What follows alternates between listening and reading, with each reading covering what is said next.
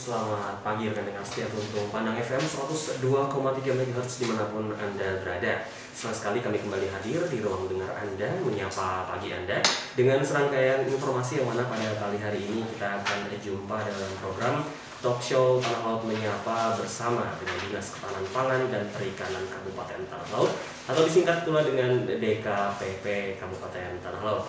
Di mana pada pagi hari ini kita kedatangan narasumber langsung dari Bapak Insinyur Haji Muhammad Baihaqi selaku Sekretaris Dinas Ketahanan Pangan dan Perikanan Kabupaten Tanah Laut. Assalamualaikum Pak Baihaqi. Waalaikumsalam warahmatullahi wabarakatuh. Oke baik, dan juga kita pula kedatangan Bapak Ahmani Kadri SPI selaku Kabid Pengembangan Usaha Perikanan. Assalamualaikum Pak Ahmani. Waalaikumsalam warahmatullahi wabarakatuh. Oke, dan juga kita ada satu lagi narasumber Bapak Muhtar selaku Pengawas Perikanan. Assalamualaikum Pak Muhtar. Waalaikumsalam warahmatullahi wabarakatuh. Sehat-sehat Pak ya semuanya ya? Alhamdulillah, luar biasa. Baik ya, rekan dengan Kumara FM, kami pula menyiarkan siaran Talk Show Tanah Laut Menyapa ini melalui live streaming di website tvfm.tanahlautclub.go.id dan Talk Show Tanah Laut Menyapa kali ini juga bisa disaksikan langsung melalui live streaming di akun Instagram kita di Instagram Radio Tuntung Pandang FM. Jadi untuk rekan dengar yang mungkin ingin melihat langsung bagaimana narasumber kita, bisa melihat di live Instagram kita di Radio Tuntung Pandang. Baik, Perik. Ya, bagaimana Pak penontonnya di Bandung? Ya, silakan Pak. Terima kasih. Assalamualaikum warahmatullahi wabarakatuh. Waalaikumsalam. Sama-sama kita hormati para pendengar radio Tuntung Pandang FM dalam program Talk Show Tanah Laut Menyapa. Pada kesempatan kali ini kami diberi waktu dari Dinas Ketahanan Pangan dan Perikanan Kabupaten Tanah Laut untuk salah satu menyampaikan program yang dalam rangka mendukung kegiatan COVID ya. Jadi pada kegiatan COVID ini mungkin dampaknya cukup banyak, tapi untuk bidang ketahanan pangan perikanan, alhamdulillah mungkin dampaknya agak kurang. Pertama kenapa? Kita dalam program ketahanan pangan perikanan, pertama kita untuk pemanfaatan pekarangan. Nah sekarang pemanfaatan pekarangan kita ada bermacam-macam, bisa untuk perikanan, bisa untuk pertanian, bisa untuk peternakan. Jadi kita gabung untuk ketahanan pangan perikanan. Jadi kita bisa untuk kebutuhan sendiri, ataupun ada yang kalau lebih bisa kita jual. Nah, jadi itu programnya sangat bagus. Kita menyentuh langsung masyarakat, baik untuk kebutuhan hari-hari atau untuk menjual lebih lanjut. Nah, jadi untuk program ini mungkin kita ke perikanan ya, sesuai dengan tema kita mungkin untuk perikanan. Pertama perikanan ada 3 aspek yang harus kita tekan. Yang pertama perairannya. Nah airnya mungkin nanti bisa air jenisnya mungkin air tawar, air air dan air laut. Nah jadi 3 macam. Habis itu mungkin ikannya ada. Perikanan perairan ikan. Ikannya ikan apa? Ikan mungkin ikan air tawar, ikan payau, atau ikan laut, atau mungkin ikan lokal, atau juga mungkin ikan introduksi yang kita datangkan dari luar. Nah yang terakhir makanan. Jadi prinsip ada 3. Ikan itu kalau kita budidaya harus ada makanannya. Jadi ada makanan alami dan ada makanan buatan. Atau prinsip yang harus kita sampaikan tadi ada 3, perikanan, perairannya ada, ikannya ada, makanan ada. Itu prinsip budidaya. Kalau ketiga sudah ada, itu satu bisa untuk mendukung kegiatan tadi, untuk pekarangan. Kalau mungkin dalam kegiatan bencana mungkin ada kita salah satunya mungkin bukan sampah katanya. Jadi budidaya ikan samping rumah. Oh iya. Nah, bukan sampah. Jadi mungkin di samping rumah sekarang mungkin banyak ada kolam terpal, ada kolam semen. Mungkin sekarang rame-rame ya. Kolam sampai ikan lele, ikan nila, atau mungkin nanti juga ada ikan lokal, misalkan kokoyo. Bagus sekarang sudah mulai ramai juga. Nah, salah satu program kita deh. Nah, itu mungkin sementara dari kami dulu. Silakan. Masih. Baik, mungkin kita juga langsung ke Pak Ahmani Kadri. Kita mau dengar suaranya dari Pak Kabid Pengembangan Usaha Perikanan. Silakan Pak. Terima kasih. Assalamualaikum warahmatullahi wabarakatuh. Tentunya tadi sudah dipaparkan oleh sekretaris kita, banyak sekali yang sudah dengar, terutama sekali masalah bukan sampah tadi. Dan juga di sini kita juga pada hari ini akan membahas masalah ikan lele. Bagaimana pembesaran ikan lele? Kita dalam ini sudah tidak asing lagi masalah ikan lele ini, baik bentuknya dan jenisnya sudah banyak yang sudah tahu. Karena ikan ini juga untuk saat ini juga banyak disukai orang. Memang dulu-dulunya memang susah juga kita ini mengenalkan ikan lele karena sebagian ada masyarakat kita yang kurang senang. Tetapi saat ini kelihatannya sudah mulai banyak ya. Amin. Dan itu Pak.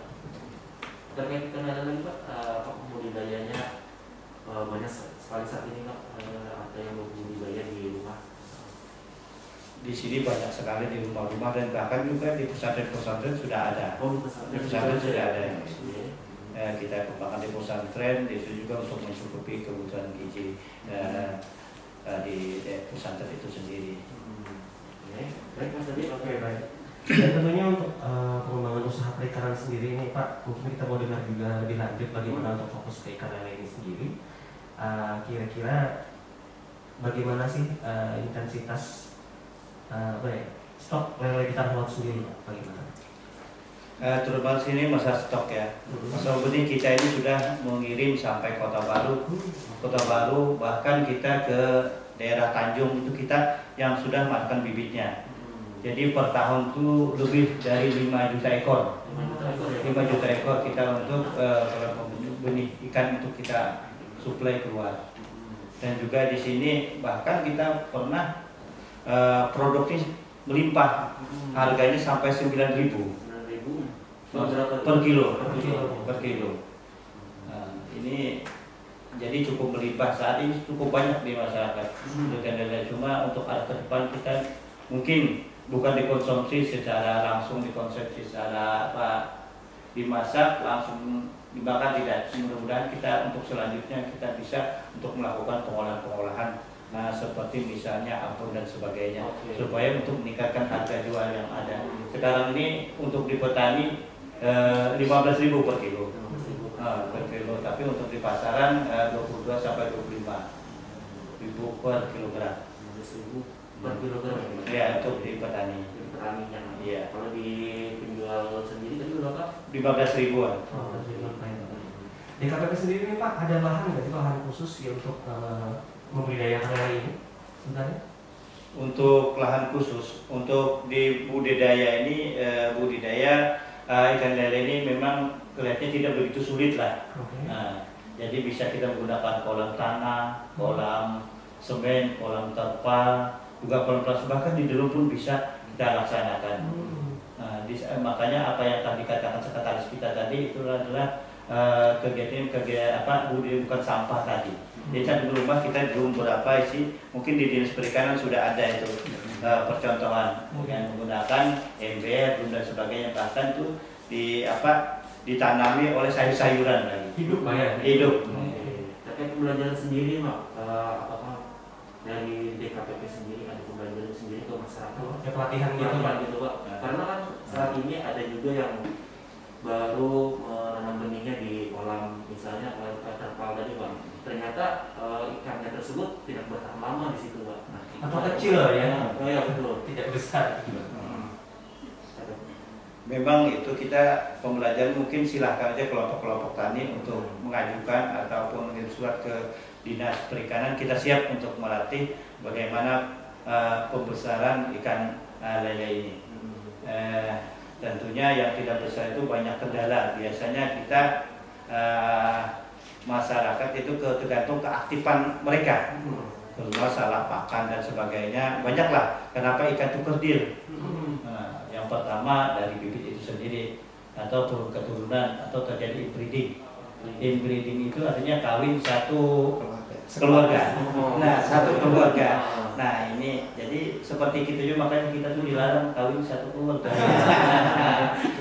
Makanya ikan pun bisa cacat, bisa kadang mau besar. Nah, yang namanya juga banyak Pak ya, dalam kolam itu kan campur-campur begitu. Ya, campur-campur. Nah, makanya kita tuh harus memilih induk yang benar-benar. Benar-benar induk yang bagus, diseleksi mulai dari ini. Ciri-ciri indukan yang bagus seperti apa sih Pak? Bisa dijelaskan? Yang pertama ciri induk yang bagus itu yang pertama gesit. Yang kedua cepat besar. Yang ketiga leadernya jangan sampai kurang. Yang ketiga lengkap, surut dan sebagainya, tidak cacat pada tubuhnya. Terkait memberi makanan ya Pak, berapa kali sih dalam sehari Pak untuk belajar sendiri Pak? Mungkin kita dengar Pak Muhtar ya, Pak Mas Perikanan ya. Ini Bapak selaku Mas Perikanan mungkin lebih bisa detail. Terima kasih. Seperti yang dijelaskan oleh sekretaris tadi bahwa untuk membudidaya ikan persyaratannya ada air, ikan dan pakan. Namun untuk lebih diperhatikan agar ikan itu cepat besar, air bagaimana airnya tidak sembarang air. Air harus memenuhi kualitas yang baik. Kemudian ikannya harus dari bibit yang bagus. Kemudian pakan pun dan memiliki kualitas yang bagus. Kemudian di samping kepadatannya akan mempengaruhi tingkat pertumbuhan ikan. Nah, itu yang perlu diperhatikan oleh para pembudidaya. Kemudian untuk kami himbau kepada pembudidaya ikan agar dalam melaksanakan teknik budidaya ikan itu sebaiknya itu menerapkan cara budidaya ikan yang baik. Ini tidak lain adalah dalam rangka upaya untuk menghasilkan produk perikanan budidaya yang memperhatikan peningkatan mutu dan keamanan pangan. Karena apa? Kecenderungan masyarakat dunia terhadap persyaratan mutu dan keamanan pangan, termasuk hasil perikanan budidaya yang semakin ketat menuntut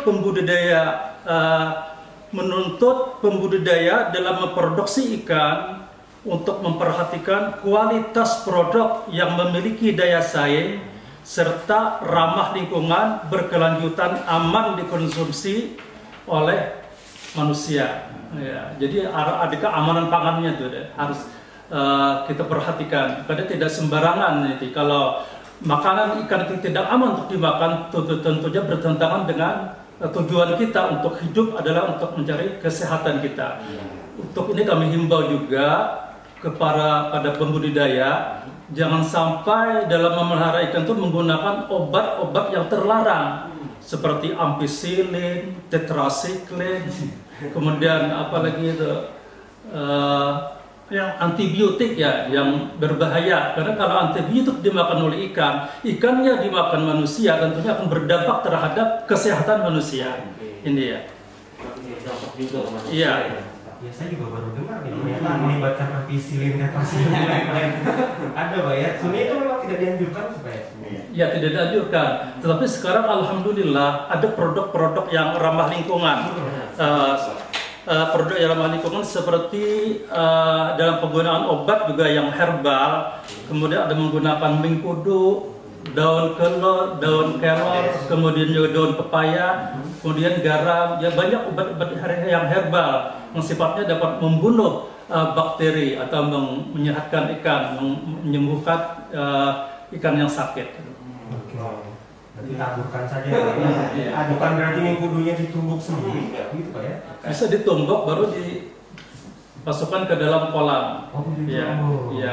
Kalau untuk ikan yang kena jamur bakteri itu diobati dengan garam. Nah, jadi begitu kedalaman air diturunkan hingga 20 cm, ditabur garam 1 kilo, kemudian dibiarkan 1 jam baru dikasih air lagi. Ya. Terkait pergantian air sendiri Pak, berapa jam sekali untuk diganti airnya Pak? Dalam pengobatan hanya 1 jam sekali aja. Ya, setelah itu diisi lagi pol sampai 60 cm ya, sesuai ketinggian. Kalau saya juga ada nih Pak, kebetulan keluarga saya sendiri ada pengalaman, dia punya kolam ikan nila, kemudian umpannya banyak tidak dimakan itu, ada yang mengaku masih bahkan waktu ada juga yang masih mengendap. Itu apa yang terjadi Pak sebenarnya? Apakah maksudnya ikan sudah kekenyangan atau memang kebanyakan kita ngasih makan? Itu gimana Pak? Silakan. Bisa juga kebanyakan. Tentunya kita memberi makan ikan ini sesuai dengan besaran ikan. Jadi kalau untuk ikan lele, untuk 1 kilo pakan menghasilkan 1 kilo daging. Kalau ikan nila itu bisa 1,5 menghasilkan 1 kilo daging. Nah, jadi itu perbandingannya. Jadi kita apa yang saya sampaikan tadi, makan seperti kita juga 3 kali sehari.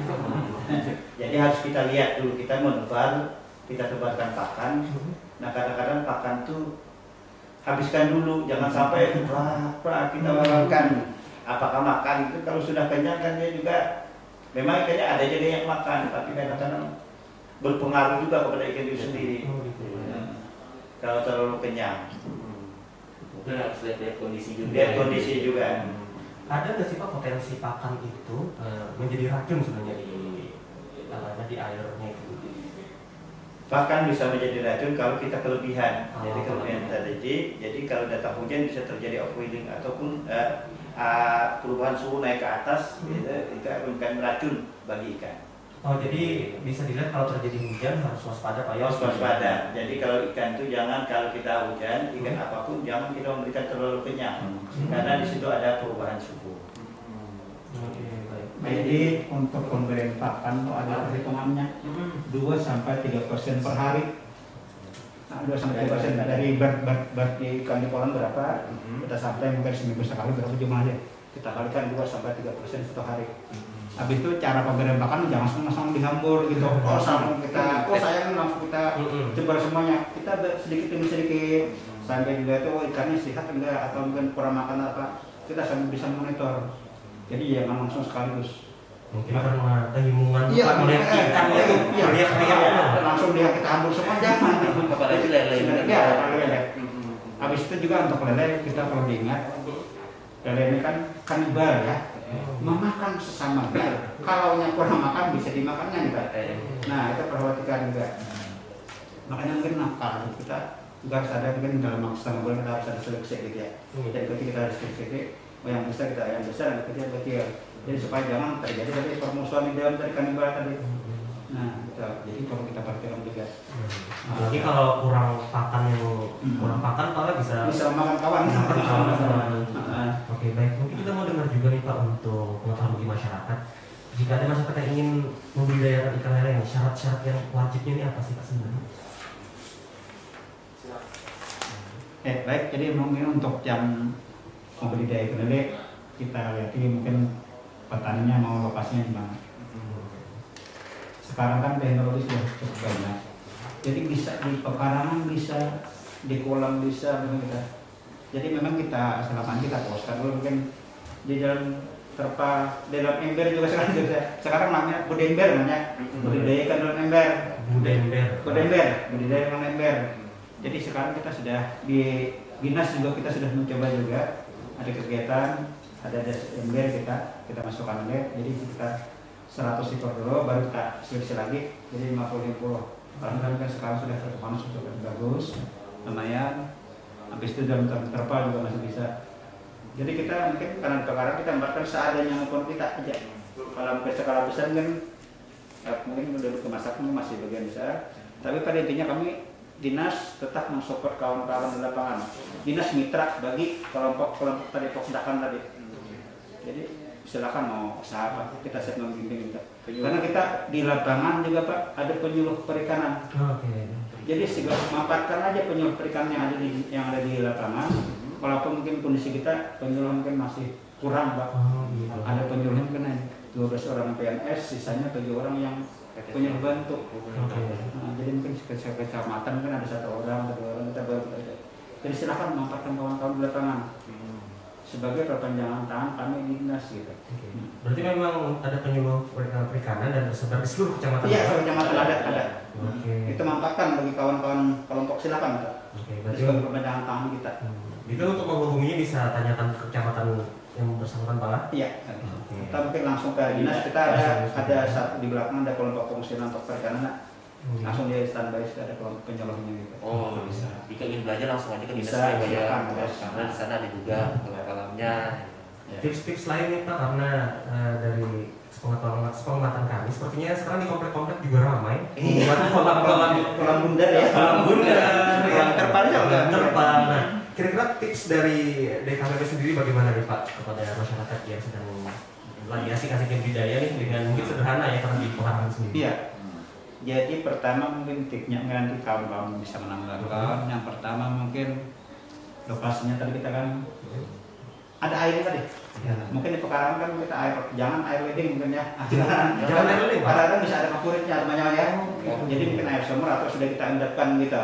Nah, habis itu mungkin dari ikannya, bibitnya mungkin kadang-kadang mungkin kita di tempat kita sudah ada yang pembenihannya di Gunung Raja dan di Lanangan sudah ada beberapa tempat. Jadi pertama mungkin kalau kita mau pesan begitu jangan hari datang gitu. Paling tidak mungkin 3 hari kita Pak pesan Pak, nanti 3 hari baru kita ambil. Jadi supaya kawan-kawan yang punya pembenih ini bisa menyiapkan waktu. Karena kalau langsung hari itu langsung kita bawa. Habis itu mungkin tadi penebaran cara membawanya kayak apa. Habis kita bawa mungkin langsung sampai ke pohon. Oh sayang kita kolak ikan kita sudah lama nih. Langsung kita buka, langsung kita tumpahkan. Jangan juga ada perlakuan. Jadi karena kadang-kadang jauh sih kita ambil sayang kan, ya sudah bukan langsung kita tumpahkan saja. Besok hari mati semua. Memang kejadian seperti itu kan? Iya benar. Jadi mungkin dari habis itu mungkin dari makanannya. Kalau dia mungkin ada yang dari karena bukan mulutnya mah kecil, jadi ukurannya kecil. Kalau besar nanti ada minyak berikutnya. Habis itu kan proteinnya juga kalau perhatikan. Mungkin yang lain mungkin kalau bisa menambahkan silakan. Tentunya masalah kita ini ukuran pakan. Kadang-kadang kita ini apa yang tadi dikatakan oleh Pak Sekretaris tadi ada sesuai bukaan mulutnya. Jadi itulah. Nah juga kelebihan pakan kalau ikan lele itu kalau kelebihan pakan bisa ngambung ya, atau pecah ususnya juga bisa pecah karena ikan ini makan terus dan ikannya tidak bisa dipompa. Nah banyak juga kita pompa, tidak bisa ikan itu besarnya kalau ikan itu 0,02 per hari itu tidak bisa dipompa itu sudah pasti gitu. Tetapi kita di sini untuk dari umur 10 hari itu kita memberi pakan di situ ukuran 2 mili. 2 mili sampai umur 30. Nah, kalau 30 sampai 40 itu 3 mili. Nah, sampai umur 60 hari. 60 hari 2 bulan. 2 bulan itu kita boleh makan nih yang besar dan sebagainya karena sudah bukaan mulutnya jadi yang cukup besar. Kita ikannya sudah besar kan. Menyesuaikan dulu. Cuma kalau kita untuk melaksanakan budidaya ini yang penting kemauan orangnya dulu. Kemauan yang penting. Nah kadang-kadang kita berkolam ini ada yang sebagai hobi, ada yang untuk ekonomi. Nah jadi sekadar hobi ini bagus juga itu menghilangkan stres, apalagi ya juga. Nah itu. Jadi yang perlu kita di sini yang pertama di situ dekat dengan rumah. Namanya tadi bukan sampah. Karena sekali mudah untuk mengawasinya. Nah kadang-kadang kita yang kedua itu bebas dari banjir. Nah kita perhitungkan juga kadang-kadang kita letakkan di sini pas banjir. Nah yang ketiga di situ yang perlu kita perhatikan keamanannya, baik keamanan manusianya ataupun keamanan binatang-binatang seperti biawak dan sebagainya. Nah, hama dan penyakitnya perlu kita kontrol. Tentunya kita berusaha perlu kita kontrol hari-hari kita kontrol. Nah, bagaimana kemajuan ikan ini baik besarnya dan penyakit dan sebagainya. Maka kalau untuk ikan lele kita harus melaksanakan samping. Nah kalau sudah 10 hari kita samping, karena kita samping itu supaya jangan seperti benih Pancasila.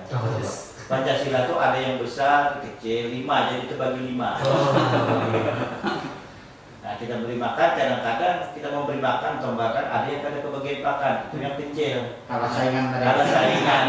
Seperti ada manusia, kita kan berabuk kadang-kadang menggandara yang nyaman. Jadi itu yang penting, jadi kita seleksi 10 hari kita seleksi pertama, yang kedua kita seleksi 20 hari. Jadi bisa 3-4 kali seleksi supaya ukurannya itu bisa seragam. Setelah itu disorter, Disorter.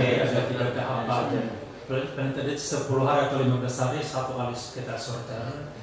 Kemudian yang kedua sampai 30 hari, yang ketiga sampai 60 hari. 60 mungkin ada yang sudah panen itu, kedua yang sedikit bisa dibesarkan.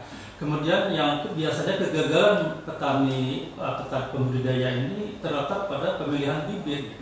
kadang bibit itu yang tidak sehat, makanya benih harus terlihat aktif melaksanakan oksigenasinya. Jadi dia lincah pergerakannya, geser, agresif, cerah. Kemudian ukuran harus sama, harus seragam. Karena kalau tidak seragam tadi, ini kan sifatnya kanibal. Makanya perlu adanya sorter tadi supaya ukuran yang sama di dalam bak yang sama, ukuran yang sedikit saya sesuaikan. Kemudian warna harus sedikit lebih cerah lagi. Jadi harus hati-hati memilih bibit ikan ini karena kegagalan sering di sana. Di samping itu juga pakannya lagi kita lihat tadi sesuai Pak Anggolo tadi, bisanya ada PF 800, PF 1000 itu yang ukuran masih kecil. Kemudian sudah sampai 20 hari baru kita ada LP1, LP2 sampai panen. Berarti memang bahkan bibit itu sebenarnya yang pertama Pak ya. Iya. Pada itu penting sekali. Jadi perhatiannya juga tadi bisa kita ambil dari statement Bapak bahwa perhatikan pergerakannya. Kalau bibitnya tenang aja, kurang banyak, cari yang lincah ya. Gesit. Selanjutnya ini Pak mungkin bisa dibagikan informasi terkait wadah, karena sejauh ini kan tadi Bapak sampaikan budidaya ikan itu bisa dari wadah kolam tanah, ada lewat kolam terpal, beton, mungkin bisa dijelaskan Pak untuk kelebihan dan kekurangannya, khususnya ini kan kita ini sepertinya kemarau atau gimana sih Pak? Panas kan itu ya. Nah mungkin bisa sampaikan Pak kelebihan dan kekurangannya. Mungkin ke Bapak. Memang itu setiap kita berusaha tentu ada kelebihannya dan ada kekurangannya. Untuk kolam terpal, ini untuk keuntungannya untuk kolam terpal ini dapat diterapkan di lahan yang terbatas. Ada lahan sempit itu kita bisa memanfaatkan. Nah, yang kedua sini terhindar dari hama pemangsa. Karena kenapa? Karena dekat dengan rumah kita terkontrol. Sudah terkontrol. Yang ketiga relatif lebih tahan terhadap penyakit, ikan-ikan terhadap penyakit. Nah, karena kontrol kita selalu setiap hari tadi. Nah, yang keempat ini memudahkan proses panen dan penggantian air. Nah, juga ikan itu jangan kalian diganti. Ikan lele itu katanya ikan yang tahan terhadap kekeruhan dan kondisi air yang buruk. Sebenarnya budidaya ikan itu lebih baik tuh yang baik juga. Kualitas Kualitas airnya perlu dijaga juga. Nah, jangan dibiarkan, tentunya itu berpengaruh juga kepada struktur bau ikan itu nanti. Yang kelima ini metodenya penyortiran pada ikan mudah dilakukan. Kalau kolam kan besar skalanya. Ya, yang keenam nih lele juga dihasilkan lebih bersih dan tidak berbau lumpur. Nah, kalau kita di kolam-kolam tadi bisa berbau lumpur, bisa menghilangkan aroma dan sebagainya. Kalau kolam terpasang langsung bisa digunakan. Nah, kalau kolam ini kan bisa digunakan, dari pasang langsung kita gunakan. Nah, kalau kolam tanah ini keunggulan kolam tanah ini pemeliharanya dengan menopang alam yang yaitu lahan tanah. Artinya kita lahan yang sudah tersedia, tinggal kita mulai gundukannya. Nah, tetapi perlu saya sampaikan juga, kadang-kadang kita ini membuat kolam ini sembarangan.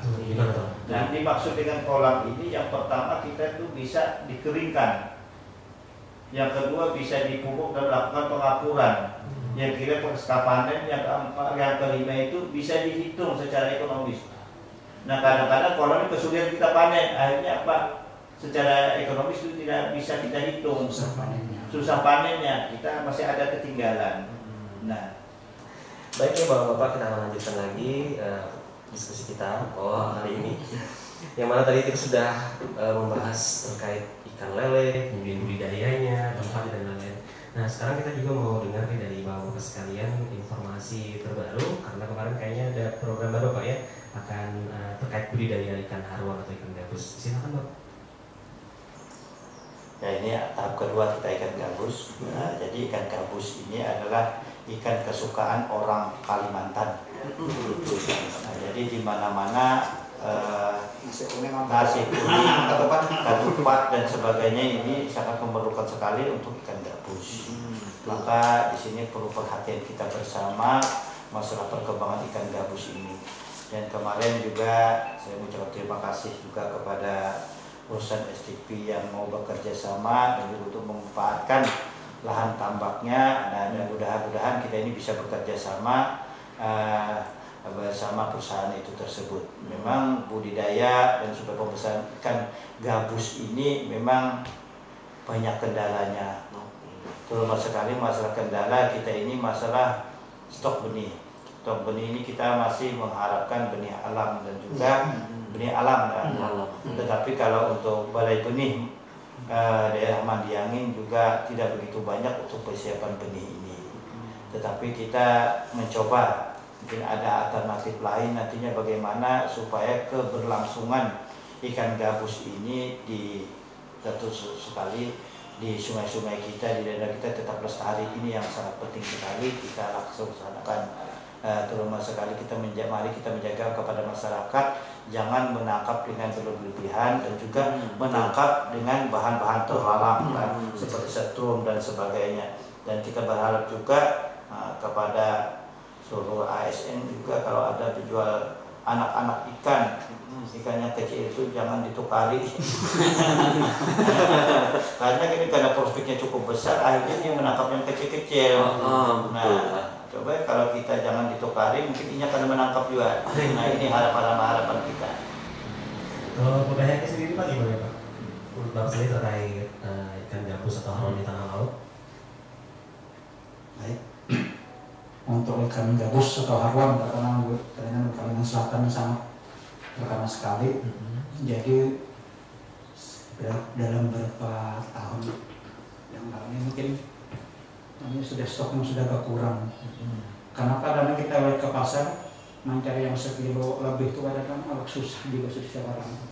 Yang ada mungkin sekilo 3, sekilo 4, malah ada yang halus masih kecil. Jadi di situ mungkin sudah kita bisa asumsikan kan gabus kita sudah agak kurang gitu. Apalagi sekarang mungkin dengan adanya penangkapan yang memang di luar kendali kita, dengan penangkapan yang dilarang, dengan putas, dengan setrum dan lain-lain, sampai kalau itu kan memang sampai yang gabus kita sudah habisan mati. Jadi kalau sampai besar lagi sudah kena, jadi berpengaruh terhadap stok yang ada pada kita gitu. Itu mungkin kalau tadi kita himbau jangan melakukan penangkapan yang dilarang gitu. Untuk semua jenis ikan ya, bukan hanya ikan gabus saja. Jenis ikan kecil. Kadang-kadang apalagi yang kecil sekarang nyaman banget. Langsung kita goreng, langsung kita makan semuanya. Ada yang mungkin kapolnya banyak kita ada itu. Tapi kita himbau jangan sampai itu terjadi. Tinggalkan aja. Kita mungkin lebih besar aja. Berarti ke depan untuk tangkap talang melalui DKWP ini Pak, apa nih Pak mungkin solusi yang akan dilakukan untuk pembudidayaan ikan gabus atau haron ke depan ini?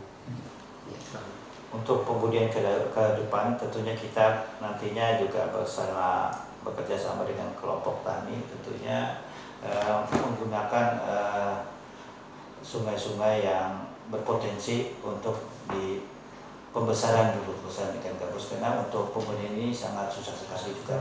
Tetapi kita himbau kita akan mengarahkan solusi di sini. Ada solusi kita untuk pembudidayaan secara alami, baik yang airnya kualitasnya buruk ataupun kualitasnya yang cukup bagus, begitu kita tampung beberapa ekor, kita ambil ikannya. Itu nanti kita teknisnya itu masih kita masih kita reka-reka lah kalau bahasa Banjarnya itu masih kita teliti bagaimana perkembangan ikan gabus tentunya di Kabupaten Tanah Laut ini supaya lebih bagus, baik pembesarnya ataupun kalau bisa kita pembenihannya juga. Dan saat ini sumber daya kita juga untuk ini ya bukan sumber daya di Kabupaten Tanah Laut, tapi untuk ikan gabus ini masih dalam keadaan penelitian juga. Nah, jadi cuma kita untuk penelitian ini karena di Mandiangin sudah menyiapkan benih, kualitasnya cukup bagus, dan juga di daerah Martapura juga ada yang membesarkan juga berhasil. Jadi kita coba-coba dari tempat kita ini, mudahan juga bisa berhasil. Berarti nanti ke depan akan melibatkan masyarakat tanah laut juga Pak ya, pembudidaya tanah laut Pak ya? Rencana kita mudah-mudahan tahun 2021-2022 kita bisa juga melibatkan kelompok-kelompok yang sifatnya sudah sedikit ada berpengalaman di bidang gabus ini, kita kumpulkan nanti supaya ini apa yang kita harapkan bisa tercapai. Oke, baik. Kalau dari Pak Mutar sendiri Pak, dari sebagai pengawas mungkin pengalamannya bagaimana tentang ikan gabus haruan kan kalau misalnya kan sungai bisa dikatakan perairan umum. Perairan umum Pak ya. Tapi membudidayakannya agak susah gampang tadi. Gimana Pak? Kita sebagai pengawas tentunya hanya fungsi kita mengawasi kepada para pembudidaya ikan itu bagaimana cara budidaya ikan yang baik itu kita awasi, harus sesuai hasil produk budidaya tersebut harus terjamin masalah jaminan mutu dan keamanan pangannya itu. Jadi upaya pencegahan yang harus diperhatikan dan dilakukan sejak praproduksi pengolahan tanah itu, jangan sampai menggunakan artinya obat-obat yang terlarang sampai dengan pendistribusian untuk mendapatkan hasil perikanan yang bermutu dan aman bagi kesehatan manusia. Itu yang dicari, kesehatannya kita. Jadi produk akhir perikanan itu agar aman untuk dikonsumsi. Baik. Berarti apakah sebelumnya ada ditemukan Pak sebenarnya yang tidak aman itu? Selama ini ya kalau dulu sering menggunakan obat yang antibiotik tadi, tapi sekarang sudah ada solusinya. Kita lihat hampir tidak ada lagi menggunakan itu, karena misalnya ampicillin digunakan untuk untuk pengobatan ikan, nanti dampaknya nanti mungkin sampai 10 hari masih ada di dalam tubuh ikan itu antibiotiknya. Oke. Pak Mani tambahan? Mungkin di sini saya juga masalah ikan gabus tadi. Ikan gabus ini untuk pembesaran itu perlu desain kolam yang sesuai dengan kehidupannya.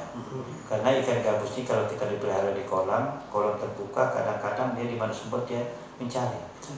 Nah, jadi kalau kita keringkan, kenapa ikan ini katanya sudah kalau kita keringkan hilang, kemarau masih ada, Padahal dia sudah kalau kita keringkan sudah dia persiapan persembunyiannya. Oh, dia dalam lumpur itu Pak ya? Bukan dalam lumpur. Dia di situ di mana sumber itu bikinnya lubang jauh sampai 4-5 meter. Di sana dia bikin kubang 4-5 meter. 4-5 meter. Kemarin saya juga pernah melakukan penelitian di Alu-Alu. Itu saya lihat kalau saya panen ini mungkin 2-3 pikul. Sekali sitarnya hilang, tinggal 50 kilo yang dapat. Akhirnya bagaimana kita menyiasatinya, kita keringkan, langsung kita cari-cari, kita tanah, kita akan dengan bambu atau selang, dan itu berbunyi, tadinya sampai 6 meter ada persembunyian, kita campur, ada kubangannya di sana. Bisa dilacak. Ini sisik-sisiknya itu ya Pak? Nah, makanya perlu desain khusus. Dan juga situ untuk kalau ingin membudidayakan haruan, kita siap berkonsultasi dengan kita. Kalau jaring tancap sudah kita ada mendesain juga, ada desainnya di perikanan sudah ada, dan kebetulan pada hari ini kita akan membuat desainnya. Jadi kalau mau membudidayakan baik jaring tancap ataupun kolam, kita silakan berdiskusi sama kita untuk ikan gabus. Mendengar dari Bapak tadi kan ikan gabus bisa sampai menggali 4-5 meter tuh Pak, kalau kolam tanah. Berarti kalau kolam beton kira-kira gimana Pak? Memungkinkan nggak sih Pak? Kalau kolam beton, karena ikan gabus ini kalau ada petir tuh dia tersetrum. Saya tidak tahu apa dalam kandungan. Makanya kalau kita memancing ikan gabus, ikan betok juga tuh, kalau kita wajib berpetiran kalau baik ikan lagi hilang dia. Jadi ikan bersembunyi harus berpatak di lumpur. Dan juga loncatan, dia bisa meloncat sampai 1,5 meter. Jadi kalau misalnya loncat dia.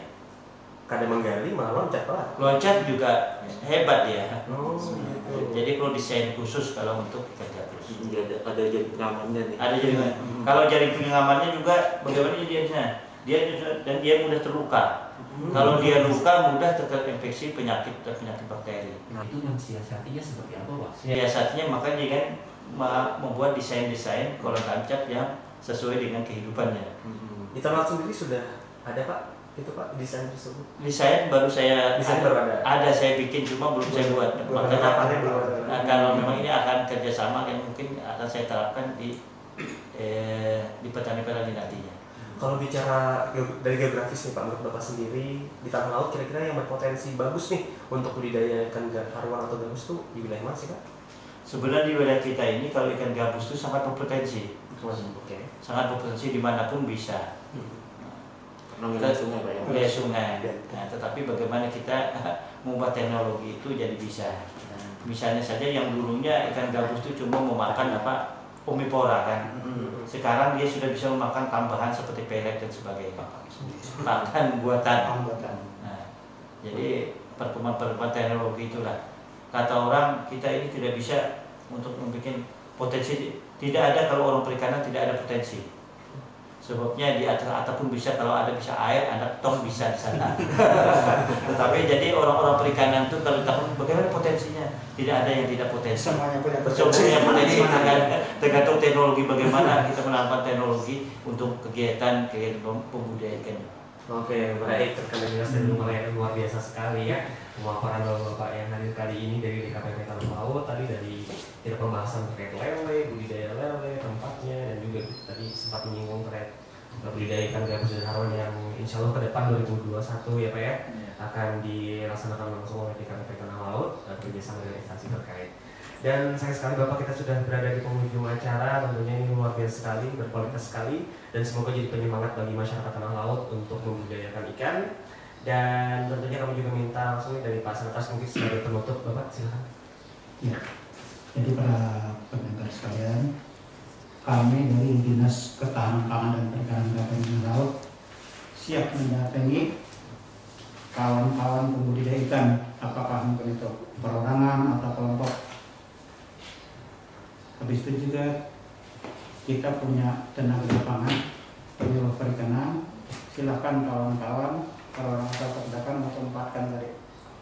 Karena tugas penyuluh membina kawan-kawan di lapangan. Habis itu juga kalau mungkin informasinya masih kurang, silakan bapak-bapak datang ke dinas kita. Kita siap memfasilitasi masalah perikanan, apa masalah perikanan, masalah ketahanan pangannya kami siap. Karena masing-masing bidang sudah ada tupoksinya masing-masing. Habis itu juga kalau mau kasih lewat YouTube juga kita sudah kita siapkan. Ada Instagram juga sudah kita siapkan. Ada Facebook juga sudah kita siapkan. Bisa disebutkan. Bisa di pertama YouTube kan Dinas Ketahanan Pangan dan Perikanan. Kalau Instagramnya @dkpp Tanah Laut. Nah, Facebooknya Ketahanan Pangan dan Perikanan. Habis itu kalau mau lewat email juga bisa di KT terkecil ya. Kita tanahLaut.com email.com ya. Sekali lagi Pak. Ya.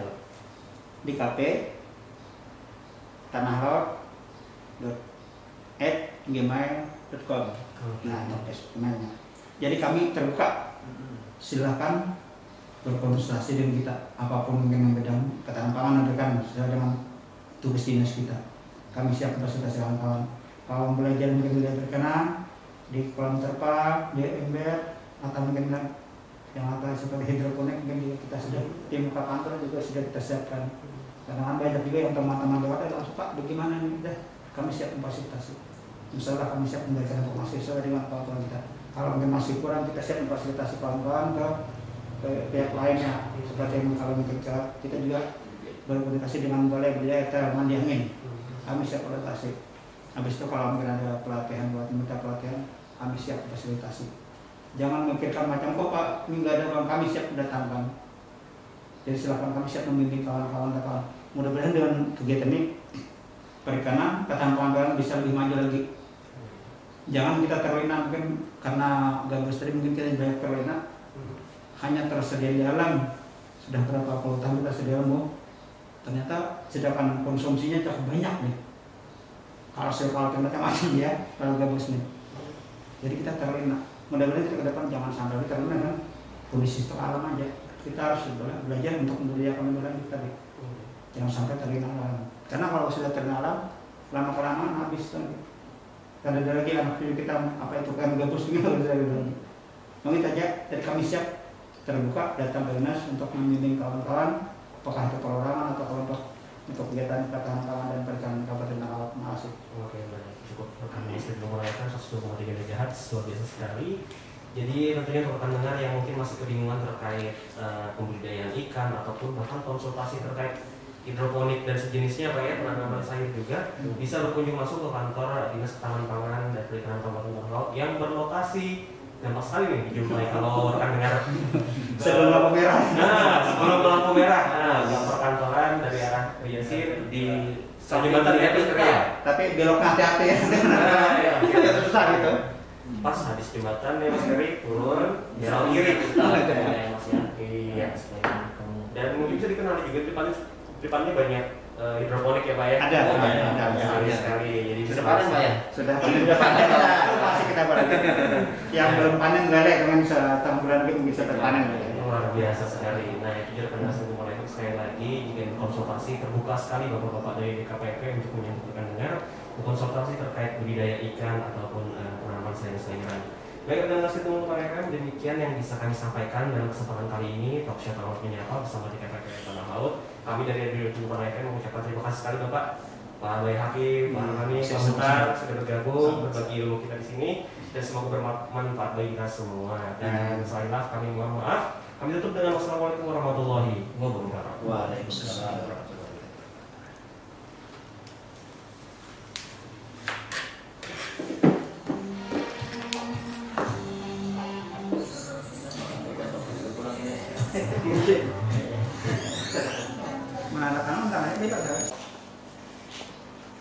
Habis itu juga kita punya tenaga lapangan penyuluh perikanan.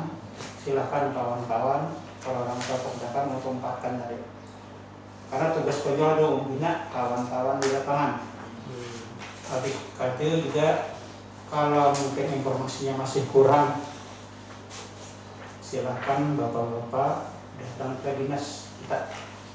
Kita siap memfasilitasi masalah perikanan, apa masalah perikanan, masalah ketahanan pangannya kami siap. Karena masing-masing bidang sudah ada tugasnya masing-masing. Habis itu juga kalau mau komunikasi lewat YouTube juga kita sudah kita siapkan. Ada Instagram juga sudah kita siapkan. Ada Facebook juga sudah kita siapkan. Bisa disebutkan? Bisa di pertama YouTube kan Dinas Ketahanan Pangan dan Perikanan. Kalau Instagramnya @dkpp Tanah Laut. Facebooknya Ketahanan Pangan dan Perikanan. Habis itu kalau mau email juga bisa DKP perpecil ya. Jadi tanahLaut.com gmail.com gitu. Sekali lagi Pak. Ya. DKP tanahLaut@gmail.com. Nah, sebenarnya. Jadi kami terbuka. Silahkan berkonsultasi dengan kita apapun mungkin yang bidang ketahanan pangan dan perikanan sesuai dengan tugas dinas kita. Kami siap fasilitas kawan-kawan. Kalau belajar mungkin belajar perikanan di kolam terpal, di ember, atau mungkin yang seperti hidroponik mungkin kita sudah di muka kantor juga sudah kita siapkan. Karena banyak juga yang teman-teman luar langsung Pak bagaimana ini udah kami siap memfasilitasi. Insya Allah kami siap memberikan informasi sesuai dengan kawan-kawan kita. Kalau mungkin masih kurang kita siap memfasilitasi kawan-kawan ke pihak lainnya. Seperti kalau mungkin kita juga berkomunikasi dengan balai budaya Thailand Diangin. Kami siap adaptasi. Habis itu kalau mungkin ada minta pelatihan, kami siap fasilitasi. Jangan memikirkan macam kok Pak, ini nggak ada uang, kami siap datangkan. Jadi silakan kami siap membimbing kawan-kawan. Mudah-mudahan dengan kegiatan ini perikanan, ketahanan pangan bisa lebih maju lagi. Jangan kita terlena mungkin karena gabus tadi mungkin kita banyak terlena. Hanya tersedia di alam sudah berapa puluh tahun kita sedia ternyata sedangkan konsumsinya cukup banyak nih.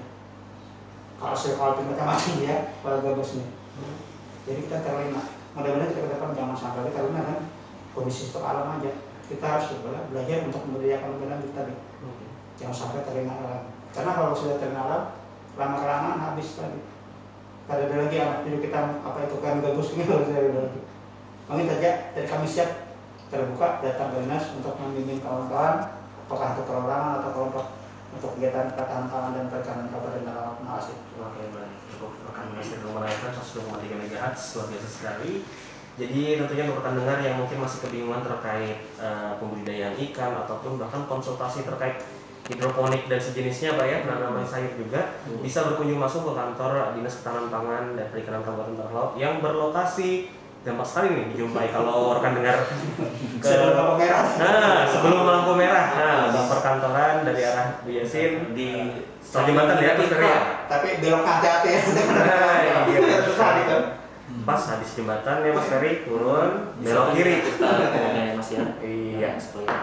Dan mungkin bisa dikenali juga depannya banyak hidroponik ya Pak ya. Ada. Sekali. Jadi bisa Sudah panen Pak ya? Sudah panen. Masih kita yang belum panen lele dengan setahun bulan gitu bisa terpanen. Luar biasa sekali. Nah, itu rekan dengar Sentuh Item sekali lagi jika berkonsultasi terbuka sekali Bapak-bapak dari DKPP untuk menyambut rekan dengar berkonsultasi terkait budidaya ikan ataupun penanaman sayur-sayuran.